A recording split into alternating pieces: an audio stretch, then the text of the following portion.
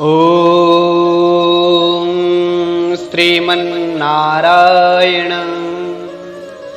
ॐ नमः शिवाय नमः। त्वमेव माता च पिता त्वमेव, त्वमेव बन्धुश्च सखा त्वमेव, त्वमेव विद्याद्रविणं त्वमेव, त्वमेव सर्वं मम देव देव।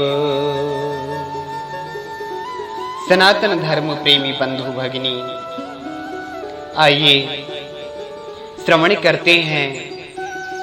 आज नाग पंचमी के शुभ अवसर पर हम श्रवण करने जा रहे हैं हमारी गीता प्रेस गोरखपुर के द्वारा प्रकाशित यह बहुत ही सुंदर पुस्तक 30 रोचक कथाएं।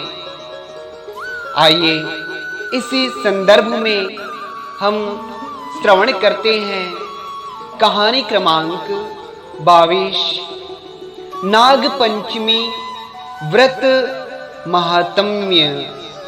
चूंकि आज श्रावण शुक्ल पक्ष पंचमी है और नाग पंचमी के नाम से इसे जाना जाता है, तो इस नाग पंचमी के अवसर पर हम आप सबके सम्मुख प्रस्तुत करने जा रहे हैं नाग पंचमी व्रत महात्म्य। श्रवण करते हैं इस श्लोक के साथ। अनंतं वासुकिं शेष्य पद्मनाभं च कम्बलं, शंखपालं धातराष्ट्रं तक्षकं कालियं तथा। एतानि नवनामानि नागानां च महात्मनाम्, सायंकाले पठेन् नित्यं प्रातः काले विशेषतः। तस्मै विषभयं नास्ति सर्वत्र विजयी भवेत्। नाग पंचमी व्रत महात्म्य। एक बार महाराज युधिष्ठिर ने भगवान श्री कृष्ण से नाग पंचमी व्रत के विषय में जिज्ञासा व्यक्त की। तब भगवान श्री कृष्ण ने कहा, युधिष्ठिर, दैता पंचमी नागों के आनंद को बढ़ाने वाली होती है। श्रावण शुक्ल पंचमी में नागों का महान उत्सव होता है।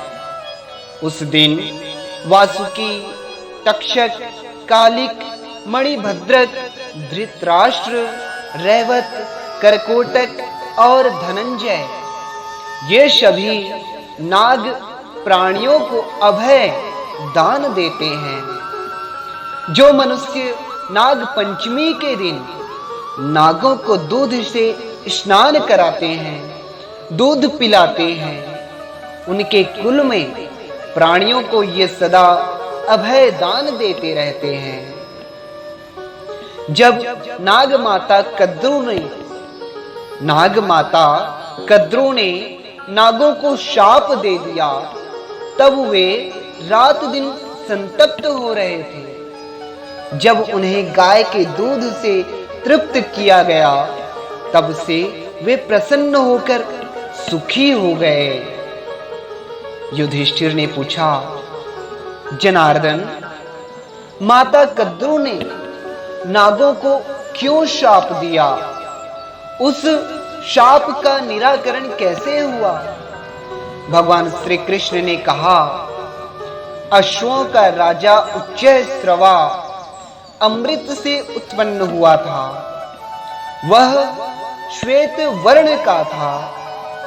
उसे देखकर नाग माता कद्रू ने अपनी बहन विनता से कहा, देखो देखो, अमृत से उत्पन्न यह अश्वरत्न श्वेत है, पर आज इसके सभी श्वेत बाल काले दिखाई पड़ते हैं। तुम देखती हो या नहीं? वीनता बोली, इस श्रेष्ठ घोड़े का सर्वांग श्वेत है, ना काला है ना लाल। कैसे तुम्हें काला दिखाई पड़ता है? कद्रू बोली, वीनता, मैं एक आंख वाली इसे काले बालों वाला देखती हूं, परंतु तू 2 आंखों वाली होकर भी नहीं देखती। कुछ शर्त रखो। वीनता ने कहा, कद्रू, यदि तुम इसके काले केस दिखा दोगी तो मैं तुम्हारी दासी हो जाऊंगी। यदि तुम काले केस नहीं दिखा पाओगी तो तुम मेरी दासी होगी। इस प्रकार शर्त प्रण कर वे दोनों क्रुद्ध होकर चली गईं। रात्रि में सबके सो जाने पर कद्रू ने कुटिलता सोची।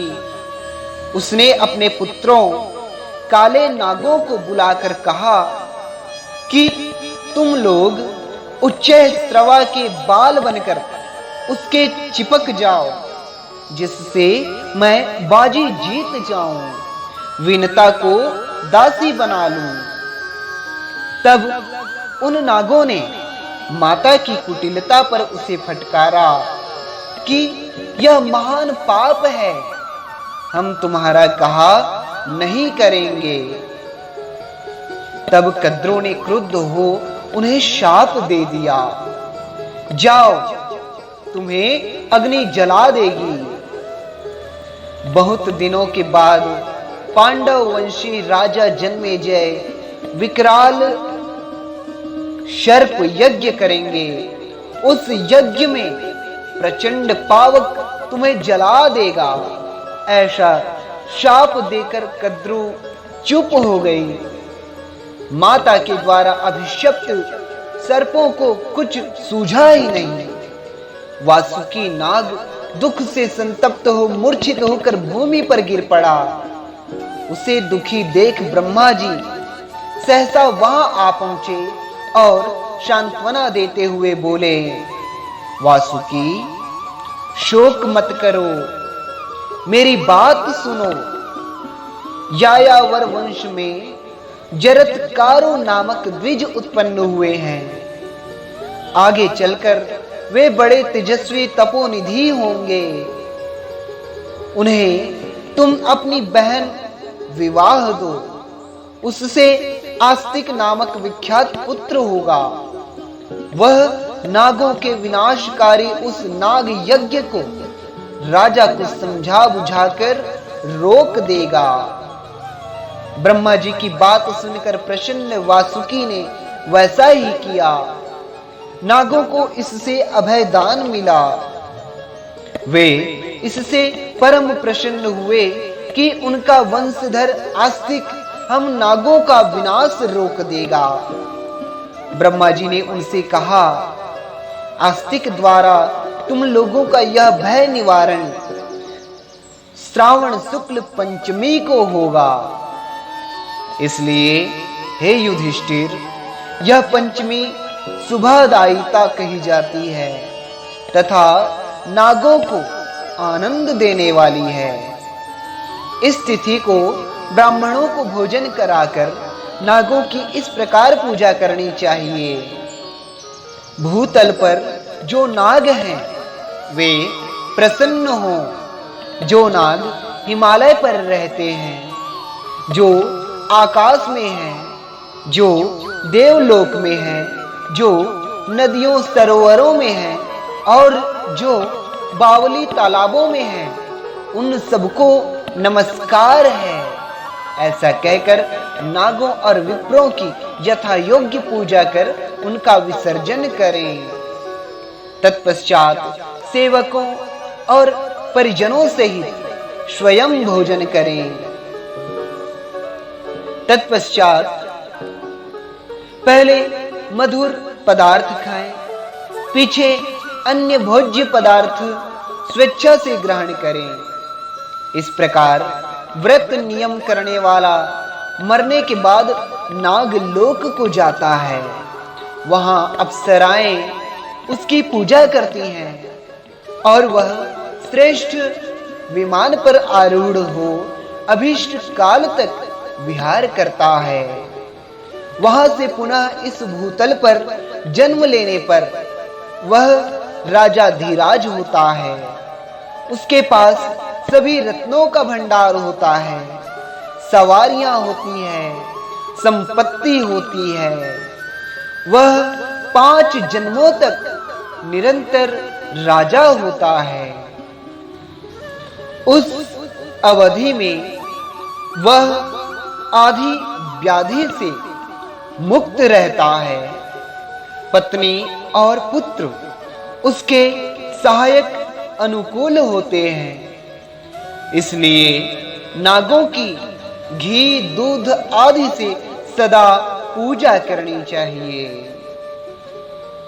युधिष्ठिर ने पुनः पूछा, भगवान, क्रुद्ध नाग जिस व्यक्ति को डस लेते हैं उसका क्या होता है?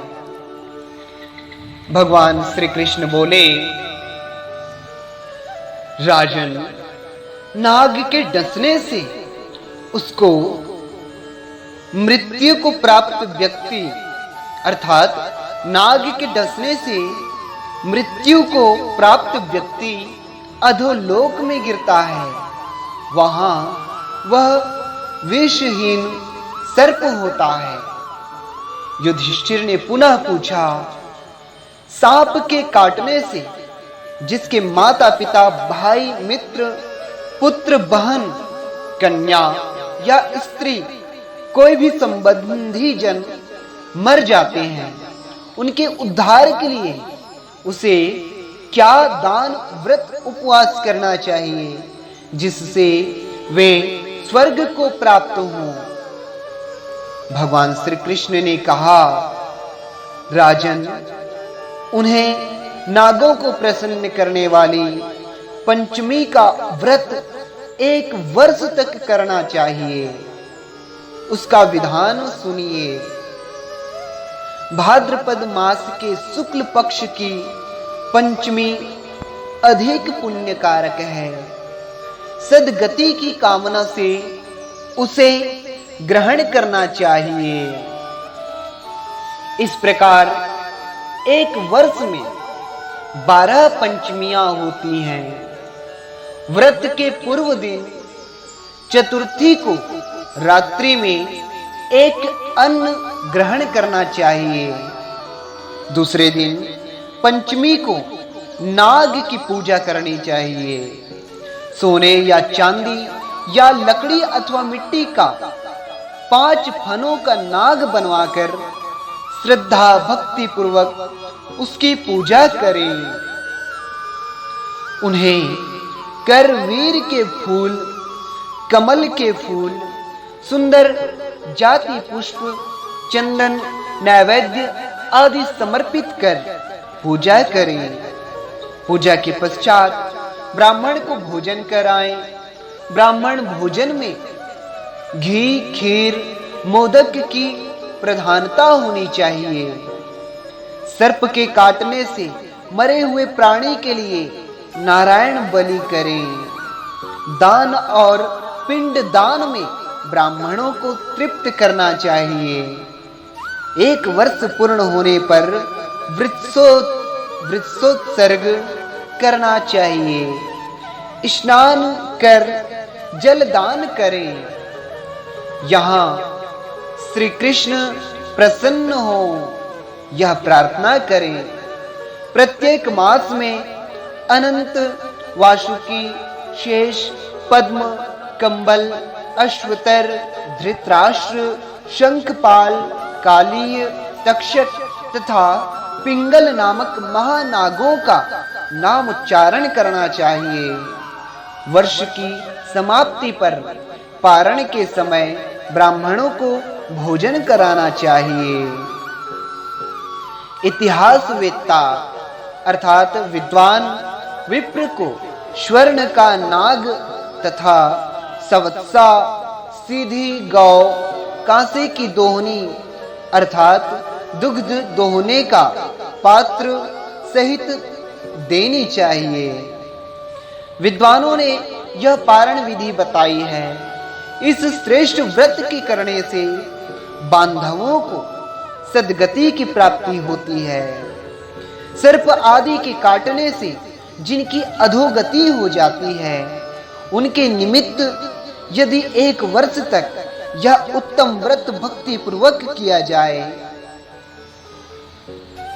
तो वे जीव उस यातना से मुक्त होकर शुभ गति को प्राप्त होते हैं।